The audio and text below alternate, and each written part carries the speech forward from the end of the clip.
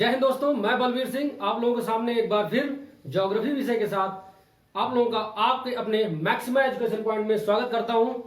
जैसा कि हम ज्योग्राफी विषय में भारतीय भूगोल को लेकर एक एक करके टॉपिक वाइज मैपिंग के थ्रू आसानी से समझकर पढ़ते हुए आगे बढ़ रहे हैं, उसी क्रम में हमने पिछले लेक्चर में भारत की भूगर्भिक संरचना और उस चट्टानों के बारे में जानने का प्रयास किया था और बहुत ही अच्छे से उनको मैपिंग के थ्रू समझकर हमने देखा भी था कौन सी चट्टानें कहां पर स्थित है, उनकी क्या खास विशेषताएं हैं। उसी क्रम में वो खत्म होने के बाद आज का जो हमारा टॉपिक है वो है हमारा सबसे इंपॉर्टेंट और बहुत ही अच्छा, बहुत ही रोमांचक टॉपिक है जिसका नाम है हिमालय। तो आज हम हिमालय और उसका विस्तार के बारे में धीरे धीरे चर्चा करेंगे। यह टॉपिक हमारा हिमालय जो विभिन्न चोटियों में विस्तारित है, सबसे नवीनदार मोड़दार पर्वत है, सबसे लंबा पर्वत है। इसको हम 2 से 3 लेक्चर में खत्म करेंगे, तो इसको आप धैर्य बनाकर देखिएगा और समझिएगा।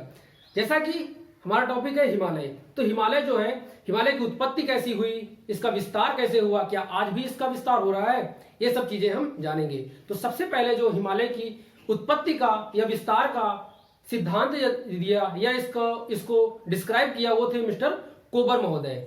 कोबर ने अपना भूसन्नति का सिद्धांत दिया। तो भूसन्नति का सिद्धांत क्या होता है? जैसे कि हम जानते हैं कि हमने अपने पहले ही लेक्चर में पढ़ा था कि जो हमारा प्रायद्वीपीय भारत है, वह हमारा अफ्रीका कॉन्टिनेंट से टूटकर उत्तर पूर्व की तरफ प्रवाहित होकर कहां पे आया? जो हमारा मैदानी भारत है आज का, जो गंगा यमुना का दोआब है, इन क्षेत्रों में आकर वह इससे बहुत ही लगभग लाखों करोड़ों वर्ष पहले यह क्रिया घटित हुई। तो यह आकर इधर मिला। तो यह प्रायद्वीपीय भारत के मिलने से जो इसमें नदियां प्रवाहित होती थी यह उत्तर की तरफ प्रवाहित हुई, और जो ऊपर हमारा गोंडवाना लैंड था उससे नदियां हमारी दक्षिण की तरफ प्रवाहित हो रही थी। तो उनसे जो मलबा है, जो मटेरियल है, वो सब इकट्ठा होकर जो बीच में टेथिस सागर बह रहा था, ये हमने पहले लेक्चर में पढ़ चुका है, उसमें इकट्ठे हुई और उसमें वलय पड़ गया, यानी मोड़ पड़ गया। मोड़ पड़ने से जो हमारे हिमालय पर्वत की उत्पत्ति हुई, ऐसा हमारे मिस्टर कोबर महोदय ने यह सिद्धांत को प्रतिपादित भी किया है और अच्छे से समझाया भी है, इसकी व्याख्या की है। इसको हमने पहले लेक्चर में भी पढ़ चुके हैं, उसको आप जाके डिस्क्रिप्शन में उसका लिंक है, उसको आप देख सकते हैं, तो आपको और अच्छी से क्लियर हो जाएगा। उसी क्रम में हम देखते हैं कि जैसे हमारा टॉपिक है हिमालय, इसका विस्तार है और इसकी विशेषताएं क्या है, इसको हमने धीरे धीरे करके यहाँ पे आपके लिए, आपकी सुविधा के लिए हमने पहले से लिख दिया है, जिससे आप आसानी से इसको समझ सकें, और हम बाकी आपको समझा ही रहे हैं। तो इनमें देखते हैं कि हिमालय का विस्तार कहां से कहां तक हुआ है। जैसे ये हमारा हिमालय है, इसमें प्रमुख रूप से कोबर भूसन्नति ने इसका प्रतिपादन किया। इसमें मुख्यतः जो है 4 श्रेणियां हैं। मुख्यतः जो हम जिनके बारे में बात करेंगे वो 4 श्रेणियां हैं, लेकिन जो एक श्रेणी है उसको हम प्रमुख श्रेणी के रूप में, इसमें प्रमुख है 3 श्रेणियां हैं, लेकिन जो हमारा पहली श्रेणी ट्रांस, वृहद, लघु और शिवालिक हिमालय, 4 श्रेणियां हैं। ट्रांस हिमालय, वृहद हिमालय, लघु या मध्य हिमालय और शिवालिक हिमालय। तो जो हमारी वृहद, लघु और शिवालिक, इनको हम प्रमुख श्रेणियों में रखते हैं। प्रमुख श्रेणियों का मतलब क्या है? क्योंकि हिमालय का विस्तार हम देखते हैं जम्मू कश्मीर से लेकर यहाँ चीन तक, नामचा पर्वत चोटी, यहाँ नंगा पर्वत से लेकर नामचा पर्वत चोटी तक इसका विस्तार है। लेकिन जो हमारी ट्रांस हिमालय की, यानी पहला हिमालय, सबसे पार हिमालय जिसको हम बोलते हैं, ट्रांस हिमालय या पार हिमालय। अब पार क्यों बोल रहे हैं? क्योंकि जो हमारी तीनों चोटियां हैं, कौन कौन सी? वृहद, लघु और शिवालिक, ये 3 चोटियां हैं, इनके पार है, यानी इनके पार है। इसकी जो ट्रांस हिमालय की जो चोटियां हैं वो कई एक लगातार चोटियां, जैसे यहाँ नंगा पर्वत से लेके नामचा पर्वत चोटी तक पूर्णतः विस्तार नहीं है, इसका विस्तार सिर्फ जम्मू और कश्मीर में ही है, इसीलिए हम इसको ट्रांस हिमालय या पार हिमालय कहते हैं। साथ ही इसका विस्तार के तहत इसको हम प्रमुख श्रेणियों में, हिमालय की श्रेणियों में नहीं रखते हैं। तो इसके अंदर क्या है? ट्रांस हिमालय या पार हिमालय के अंदर हमारी 3 श्रेणियां आती हैं, जो काराकोरम, क्रमशः काराकोरम, लद्दाख, जास्कर, इसको हमने यहाँ बना रखा है। ये हमारी 3 श्रेणियां हैं। ये पहली है काराकोरम, और दूसरी है लद्दाख, और तीसरी है जास्कर। 3 श्रेणियां जो यह जम्मू कश्मीर ही प्रमुख क्षेत्र में पाई जाती हैं। तो इसकी कुछ खास विशेषताएं, हाँ, जो हमारी सिंधु नदी यहां से बहती है, यहां से हमारी सिंधु नदी बहती है, ये हमारी यहां से सिंधु नदी बहती है।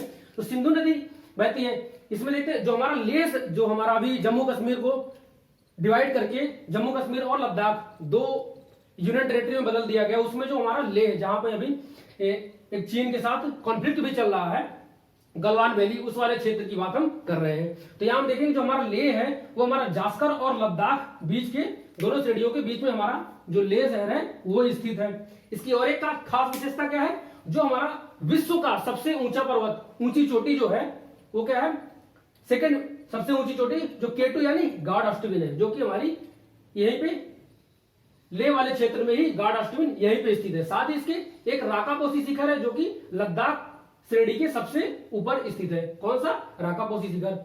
हम देखते हैं कि जो हमारा हिमालय का विस्तार है, हिमालय जो हमारा मोड़दार वलित नवीन पर्वत है, हम लिखा पश्चिम से पूर्व की तरफ, पश्चिम जैसे ये हमारा पश्चिम हो गया, ये हमारा पूर्व हो गया, तो पश्चिम से पूर्व की तरफ इसका क्या है, दुनिया में सबसे लंबे नवीन मोड़दार पर्वत का उदाहरण है ये, और इसका विस्तार है। पश्चिम में कहां से, इसको आप नोट डाउन कर लीजिए कि पश्चिम में जो हमारा जम्मू कश्मीर में नंगा पर्वत कहां है, जम्मू कश्मीर के बॉर्डर में ही है। यहां से लेकर इसको हम मानते हैं भारत में, और इधर तिब्बत का एरिया जो चीन के कब्जे में है, ये क्या है, नामचा बलवन चोटी। कौन सी है, नामचा बलवन चोटी, ये यहाँ पे है नामचा बलवन चोटी, यानी नंगा पर्वत से लेके नामचा बलवन चोटी तक हमारे हिमालय का विस्तार दिखाई पड़ता है। इसी क्रम में जो हमारा पूर्व में इधर नामचा पर्वत और पश्चिम में नंगा पर्वत के आगे हम जाएंगे तो हम देखते हैं कि यहाँ पास हमारा जो पीओके वाला एरिया है वह क्या है, अफगानिस्तान से टच करता है। पहले जो हमारा था भारत, वो पूरा अफगानिस्तान के पास से लेकर पाकिस्तान भारत का ही पार्ट था,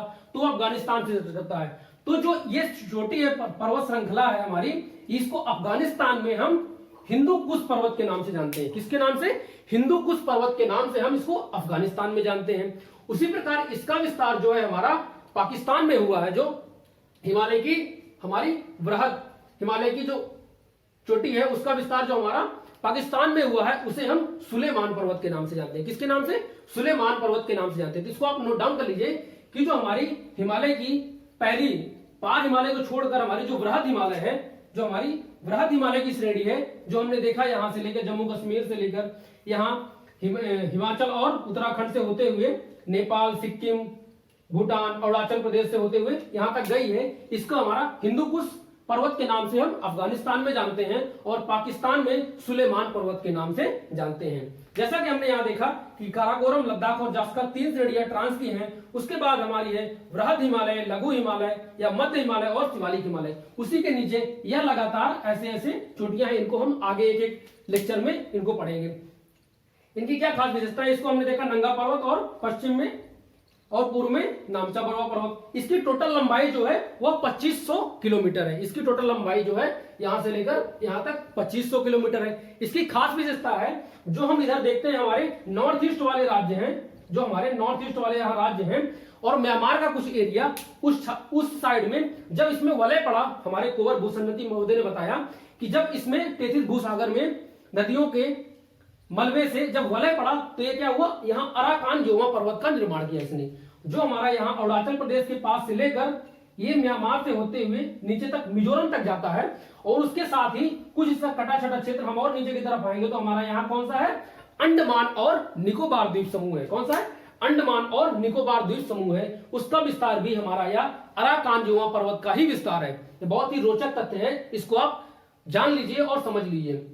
उसी क्रम में हम जैसे यहाँ अलग अलग नामों से जानते हैं, तो हम यहाँ नॉर्थ ईस्ट वाले क्षेत्र में किस नाम से जानते हैं वो देख लीजिए। तो इसको हम अरुणाचल प्रदेश में पटकोई भूमि के नाम से जानते हैं। कौन से नाम से, अरुणाचल प्रदेश में पटकोई भूमि के नाम से। उसके नीचे आएंगे तो नागालैंड है, यहाँ क्या है हमारा, नागालैंड है, तो नागालैंड में हम इसको नागा पहाड़ी के नाम से जानते हैं। और नीचे आएंगे मणिपुर है हमारा, मणिपुर में हम इसको मणिपुर पहाड़ी के नाम से जानते हैं। और नीचे आएंगे तो हमारा यहाँ मिजोरम क्षेत्र है, जहां हम इसको मिजो पहाड़ी के नाम से जानते हैं। इनको आप आसानी से नोट डाउन कर लीजिए। जैसा कि मैपिंग के थ्रू हम बता रहे हैं, इसको आप ऐसा ही बनाकर नोट डाउन करेंगे तो आपको काफी दिनों तक यह याद रहेगा। अब हम इसमें देखते हैं जो कुछ प्रमुख श्रृंखलाएं, इस आपके वृहद हिमालय की श्रृंखला में जो प्रमुख चोटियां हैं उनको आप नोट डाउन कर लीजिए। जैसा कि हम यहाँ देख रहे हैं, यहाँ हमारा कौन सा राज्य है, उत्तराखंड है। कौन सा हमारा, उत्तराखंड में। तो उत्तराखंड में 2 प्रमुख चोटियां हैं जिनको हम बंदरपुंज और नंदा देवी, नंदा देवी आप लोग को मोस्टली सबको पता होगा, नंदा देवी हमारी कहां है, हिमाचल उत्तराखंड में है, जो कि प्रमुख तीर्थ स्थल भी है। तो यहाँ 2 चोटियां हैं, बंदरपुंज चोटी और नंदा देवी चोटी। कहां है हमारी, ये है हमारी उत्तराखंड में है। उसके और आगे हम देखेंगे तो हमारा यहाँ नेपाल का एरिया शुरू हो जाता है। यहाँ पास हमारा जो काली नदी है, यहाँ पास ये भी जो नेपाल के साथ कॉन्फ्लिक्ट चल रहा है, जिसके बारे में नेपाल अभी परेशान हो रहा है कि यहाँ पे भारत ने जो रोड बनाई थी उसके टाइम में। तो आगे हम देखते हैं कि यहां पास नेपाल शुरू हो रहा है और सिक्किम के पास जाके खत्म हो रहा है।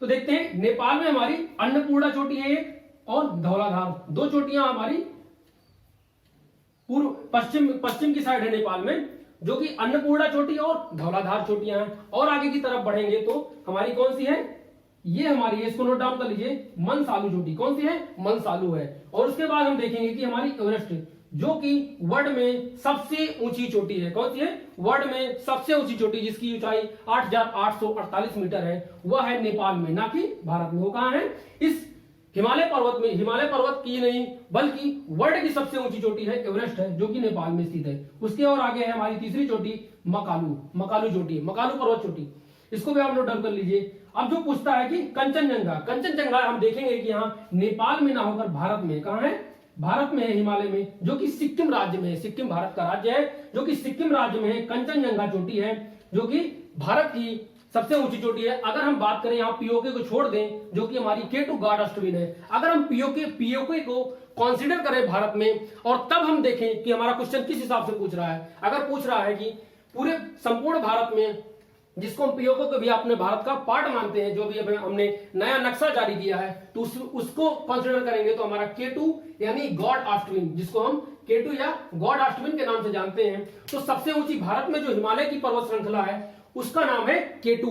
अगर K2 को कंसीडर ना करें तो हमारी कौन सी है, कंचनजंगा है। कौन सी है, कंचनजंगा है। और अगर हिमालय की पूरी बात करें कि हिमालय की द्वितीय सबसे ऊंची चोटी कौन सी है, तो कौन सी है, K2 यानी गॉड ऑफ है। तो इनको आप नोट डाउन कर लीजिए, कंचनजंगा। ये थी हमारी हिमालय की सबसे पहली ट्रांस हिमालय के बारे में देखा, जिसको हमने पार हिमालय के नाम से जानते हैं, और हमने बृहद हिमालय के बारे में भी देखा, और उसका विस्तार कहां से कहां तक है उसके बारे में देखा।